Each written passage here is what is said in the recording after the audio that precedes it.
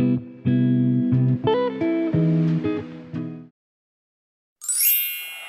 guys, Assalamualaikum. Tahniah semua pada ketika saya sedang merekod video ini sudah pun hari ke-7 kita berpuasa. Jadi, macam mana korang okey ke? Dekat Pantai Timur ni kan, kejap hujan, kejap panas, kejap hujan, kejap panas. So, pening. Jagalah korang punya hydration ya, sebab ramai dah kenalan saya yang diorang macam ignore, macam neglect diorang punya hydration. So, sekarang ni ramai yang sakit batuk kan. So, I hope korang stay safe sama berpuasa. Semoga kekal lah bertenaga berpuasa sehingga ke akhirnya. Saya dengar kat Sabah Sarawak macam tengah musim hujan. Saya dengar Sarawak banjir. Betul ke? Okay, apa-apa pun, that is not the main focus. Seperti korang baca kat tajuk, saya akan bercerita sedikit tentang pengalaman saya di mana saya hampir di scam. Dan benda ni sebenarnya berlaku baru je lagi, sebab benda ni berlaku tahun lepas. So, I will tell you guys apa yang berlaku and macam mana saya somehow berjaya terselamat. Cara saya kena scam ni memang cara yang biasa lah, which is melalui call. Uniknya kali ini, scammer itu call menggunakan WhatsApp. Pada ketika itu saya ingat lagi, saya waktu tu baru balik daripada sebuah camp, which is camp seni. Pada ketika itu dan momen itu, sekolah saya sebenarnya tengah mengadakan macam minggu akademik macam tu lah. Di mana saya ingat lagi, pada waktu tersebut kan, camp itu berlangsung, subjek yang mengambil slot pada ketika itu adalah Math and Math. Waktu kami semua budak pelajar seni balik daripada camp tu, pada ketika itu adalah hari kedua terakhir untuk subjek Math. So can you imagine seorang pelajar, ini memanglah macam orang kata camp seni je kan, warna je kan, painting. Tapi faham je lah kan, sebab kita waktu tu tengah nak grind SPM, baru balik pada camp seni, esok tu nak kena masuk camp Math. Lusa tu dah start slot at Math. And yes lah, saya sedikit penat lah sebab saya macam one of the mentor, Alhamdulillah. Jadi memang saya kena tolong cikgu lah membuat aktiviti. Saya kena handle explore di sini. In fact, kita orang ada aktiviti kat tepi pantai tau, explore juga, tapi individu lah. Kat Math tu explore sebab tak faham kenapa. Sebab saya sangat penat, saya tak larat, saya ingat lagi waktu tu. Tapi saya join juga sebab SPM kan. So saya balik, saya macam rebah sebab tak larat. Okay, pada ketika itu, saya tak ingat lah pukul berapa jujurnya. Tapi saya tahu benda tu macam lepas Zohor lah. Sebab hari tu hari Ahad. Kebetulan memang tak ada kelas. Memang benda rehat lah. Itu saya tengah menunggu mak ayah saya sebenarnya melawat. Saya macam tengah rehat. Tiba-tiba ada orang call. Lepas tu saya tengok Selcom yang call. Selcom DJ yang call. Saya orang dah terfikir tau, ini scam ke bukan Sebab nombor je nampak macam nombor random. Tapi at the same time, saya macam lah, aku pun tak tahu nombor telefon Selcom apa kan. So saya pun jawab je lah.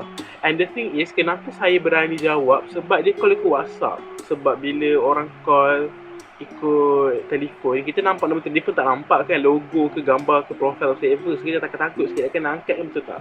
Tapi sebab WhatsApp dan saya nampak profile dia Selcom DJ, saya macam mungkin lah, dan mungkin juga sebab waktu tu macam I don't know lah, mungkin saya penat ke apa ke, saya pun pergi jawab.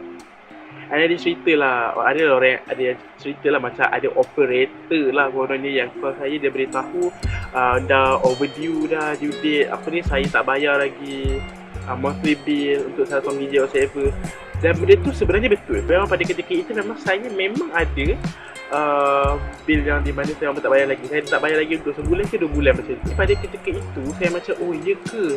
Sebab saya mesej sama mak saya, betul ke ada lagi yang tak bayar kan? Lepas tu bila mak saya check, mak saya kata ada. Lepas tu mak saya suruh lah ayah saya bayar. So saya mesej ayah saya. Ayah saya tengah kerja waktu tu, dia tengah sibuk lah. So dia tak immediately respons lah. So I don't know lah pada ketika itu ayah saya dah bayar ke belum. Lepas tu the operator said dan saya ada some unclaimed points dalam app Selcom DJ. Okay, inilah masalah saya. Saya tak download application Selcom DJ. Sebab apa? Sebab ayah saya dah download. So in other words, dia lah yang akan uruskan segala pembayaran whatever. Okay, jadi saya tak tahu apa-apa. Saya tak tahu apa-apa tentang apps tu. Jadi bila dia kata saya ada unredeemed points, waktu ketika ini saya sebenarnya dah start suspicious tau. Benda ni betul ke? Tapi inilah lecehnya scammer ni. I don't know how, sebab benda ni pun creepy. Dia tahu saya punya personal information. Dia sebut nama ayah saya, dia sebut nombor telefon ayah saya, dia sebut nama saya, dia sebut nombor telefon saya, dia sebut nombor telefon mak saya, dia sebut nombor IC. Daripada ketika itu, lepas tu dia beritahu tau package yang kita orang ambil, package apa tau. Jadi bila saya dengar benda tu, dia tak minta pada saya tau. Dia sebut sendiri benda tu. And disebabkan benda tu dia tahu sendiri, benda tu somehow convince saya, oh, ini operator betul. Ini bukan scammer. Mungkin sebab saya penat ke apa kan, saya sebabkan scam-scam ni. Nanti kadang saya fikir macam, oh, mungkin ni bukan scammer, mungkin ni betul. Sebab hanya orang yang ada authority saja yang akan tahu maklumat-maklumat sedemikian, betul tak? So saya fikir macam, oh, benda ni betul. Lepas tu waktu tu lah macam saya start interested tau. Saya tanyalah, ID points ni boleh buat apa? Boleh dapat internet free ke? Lepas tu dia kata, boleh dapat internet free tapi in indirect way. Lepas tu saya macam dah suspicious tau, in indirect way macam mana tu? Lepas tu dia pun cerita lah yang kononnya Iridium Points ni boleh tukar menjadi duit. So duit tu korang boleh guna lah kalau nak bayar, nak pakai internet lah. Okay, kat sini ada satu clue yang saya rasa menjadi one of the biggest factors macam mana saya sedar yang saya kena scam, which is apabila dia sebut amount. Saya ingat lagi waktu tu, dia beritahu lah saya ada berapa ribu points saya tak redeem. Lepas tu dia ada sebut lah berapa amount duit yang saya boleh redeem. Saya tak sedar tau, sebenarnya amount duit yang dia sebut tu adalah amount duit total yang saya ada dalam saya punya bank account. Dan saya faham lah kerana waktu tu saya macam, you know, sakit baru pada came at math, you know. So memang, yeah, memang orang kata sakit kepala lah waktu tu. Kata boleh redeem. Lepas tu dia cuba redeem kan. Lepas tu dia tanya saya, awak ada tak macam Touch and Go ke NE wallet? The thing about saya adalah saya tak ada benda-benda sedemikian. Kawan-kawan saya ada. Diorang memang selalulah buat apa, cashless shopping whatsoever kan. Saya pula, saya memang pendekatan saya adalah RM1 which is cash and also card. Saya tak begitu orang kata belajar sangat using online banking. Bila saya kata tak ada, dia macam berhenti sekejap tau. Sebab waktu tu saya tak fikir apa. Waktu tu saya fikir, oh mungkin dia tanya macam tu supaya senang kot, dia terus boleh hantar duit tu ke saya. Lepas tu nanti saya akan dapat notification. Saya fikir macam tu. Dan rupanya nanti saya akan cerita kenapa dia tanya benda tu. So waktu ni lah dia macam minta, dia sebut nombor kad BSN saya. Dia sebut semua nombor, lepas tu dia minta nombor 4 terakhir. Dalam otak saya waktu tu, saya fikir dia nak confirmkan yang ini adalah betul Faiz. This is my biggest mistake. Saya bagi 4 nombor terakhir kad tu. So waktu ni saya tak fikir apa-apa tau. Saya fikir macam, oh dia betul. Sebab dia tahu semua benda ni. Mesti dia ada authority. Lepas tu dia kata, okay, kami akan cuba untuk mengtransfer. Lepas tu kan tiba-tiba macam tak lepas. Lepas tu kan dia tanya saya, tengah belajar ke? Okay, sebenarnya soalan ni soalan perangkap dan saya tak sedar. Okay, saya jawab, ya, saya tengah belajar. Dia tanya dekat mana? Saya cakap dekat sekolah asrama. Ini sebenarnya one giveaway sebenarnya. Nanti saya akan cerita kenapa. Dan dekat ceritanya, dia pun kata, okay, kami akan buat sesuatu. Nanti tuan akan dapat OTP number. Nanti tuan sebut je. Lepas tu saya macam, okay. Lepas tu dia hantar OTP. Lepas tu saya dapat OTP tu. Saya dapat lah, mak saya dapat. Sebab saya punya bank mak saya pegang. Itu mak saya tanya, untuk apa OTP ni? Mak saya hantar OTP tu. Tapi waktu tu macam saya tak terbaca mesej bawah mak saya tu. Saya tengok OTP number je. So saya bagi.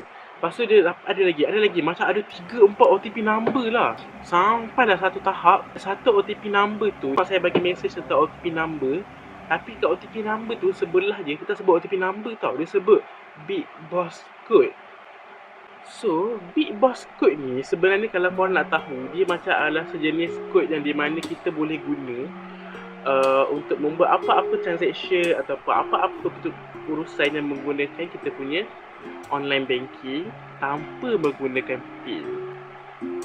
Jadi in other words, saya dah terbagi Big Boss Code tersebut. Lepas saya bagi Big Boss Code tu nak jadikan cerita, tiba-tiba mak saya hantar mesej di mana ada orang cuba untuk mengeluarkan some amount, very large amount of money from my bank account, tapi tak lepas. Nasib baik tak lepas. Itulah baru saya sedar, oh my god, sebenarnya scammer. Lepas waktu tu lah saya mula sedar tau, amount of duit yang orang tu sebut pada awal tadi tu adalah sebenarnya amount of duit yang ada dalam bank account saya. Saya macam, astaghfirullahalazim, apa aku dah buat kan? Saya terus end call. Pada waktu ketika itu saya dah nervous tau. Betul ke tak tindakan aku end call tadi ni? Patut aku buat apa? Tapi saya dah screenshot nombor tu lah. So apa tindakan tu saya buat? Saya terus berlari pergi dekat ATM. Saya check duit saya ada lagi ke tak. Alhamdulillah ada lagi duit saya. Tetapi saya tak boleh keluarkan duit. Saya cuba keluarkan tak lepas. Saya keluarkan tak lepas. Lepas tu dia kata macam ada unsettled business lah. Macam seolah-olah macam ada transaction yang tak berjaya. So saya punya account macam kena freeze dulu. Lepas tu saya dah takut tau. Lepas tu saya mulalah buat research. So inilah sebenarnya saya pun baru tahulah. Saya pun research. Saya research macam-macam benda tau tentang scamming tau. Lepas tu sebenarnya rupa-rupanya perbuatan scamming menggunakan nama franchise internet network ni sebenarnya bukan benda baru. Sebenarnya dah banyak, ramai orang kena sebenarnya. Saya pun ambil nombor orang tadi tu kan. Saya pun check lah, betul tak nombor ni adalah nombor official Celcom Digi? Sebenarnya tak. Nombor official Celcom Digi lain. Saya fikir macam, astaghfirullahalazim, tadi betul-betul scammer. Lepas tu kan saya pelik lah, kenapa dia minta OTP? Lepas tu dia kata, macam saya kata dulu lah, kenapa dia minta OTP number tu? Sebab dia cuba untuk buat transaction tapi bukan dengan menggunakan PIN bank. Dia tak tahu PIN bank saya. Lepas tu bila saya research, sebenarnya kad BSN, almost all the numbers in the beginning of kad BSN tu sebenarnya sama. Sebab dia bergantung kepada bank. So saya macam, oh my god. And yes, yang differ is BSN card adalah 4 nombor terakhir. So in other words, saya dah give away the most important thing. Sekejap saya dah takut, saya dah berdebar. Sebab saya tahu benda tu memang sangat bahaya. Saya terus research lah macam apa sahaja nak kena buat. Sebab saya dah kena selamatkan bank saya ni. Kebanyakan ni suruh saya contact BSN untuk freeze account. So saya buat sedemikian. Saya pun terus contact. Saya contact BSN menggunakan dua cara. Saya email and also saya telefon. Saya suruh diorang freeze account saya. Sebab saya kata macam saya suspicious ada kegiatan scammer. So bank account saya pun kena freeze. Saya selamat duit saya. Cuma lepas tu bank account saya jadi rosak. So yang menyebabkan saya kena buat account baru dan saya kena buat kad BSN baru. Ya, tapi tak apa, it's worth it. Asalkan duit saya tak hilang. Kenapa saya terselamat? Kita tanya kan, kenapa saya terselamat? Sedangkan dia dah dapat that very crucial information kan. Kenapa dia terselamat? Kenapa saya terselamat adalah kerana saya pada ketika itu bawah umur. So bila seseorang ni bawah umur, dia akan ada limit untuk buat apa-apa transaction. Dalam sehari saya ada limit berapa rantai saya boleh buat keluar pada ketika itu.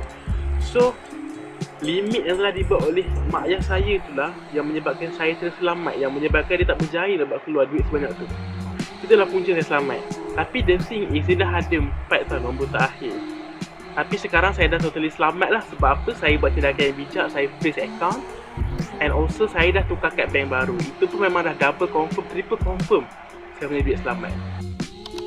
Pengajaran dekat sini adalah bila korang dapat apa-apa call, tak kisah daripada agensi mana-mana sekalipun, tak kisahlah macam mana how authentic it sounds, buat research sebelum buat apa tindakan. Itu adalah silap saya lah, saya tak buat research.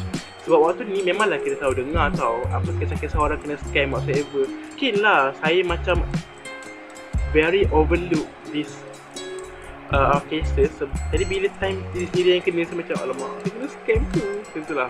So saya rasa teori saya kenapa dia tanya sekolah kat mana apa semua tu, sebab sebenarnya nak tentukan range umur saya rasa. So bila saya kata saya sekolah asrama, mungkinlah dia dah tahulah, oh dia bawah umur. So mungkin dia rasa macam okey, sebab aku bawah umur so aku boleh bodoh-bodohkan. Macam tu lah kot, saya rasa macam tu. So ini saya bagi tips lah, flow dia. Katakanlah kalau sungguh korang nak kena scam, tindakan pertama korang adalah bukan check ATM bank. Sebab itu akan bagi masa tau kepada scammer untuk ambil duit korang. So my first advice adalah korang directly call services korang punya bank tu and suruh dia orang freeze korang punya account. Itu the best way. Sebab bila once dia dah freeze korang punya account, tak ada sesiapa pun yang boleh ambil ataupun buat apa-apa transaction lah, sama ada buat keluar atau buat masuk duit. Tak boleh, tak sesiapa. Second, kalau ada orang tanya ada e-wallet ke apa, jangan jawab ada, walaupun sebenarnya korang ada. Sebab sebenarnya saya baru tahu tau, reason kenapa dia tanya saya ada apa-apa e-wallet ke tidak, sebab dia nak link kan saya punya e-wallet tu saya dengan e-wallet dia sebenarnya, supaya dia boleh transaction apa duit yang ada dalam tu. That's also creepy, sebab dia boleh spend banyak duit menggunakan e-wallet saya tu tanpa saya sedar sebenarnya.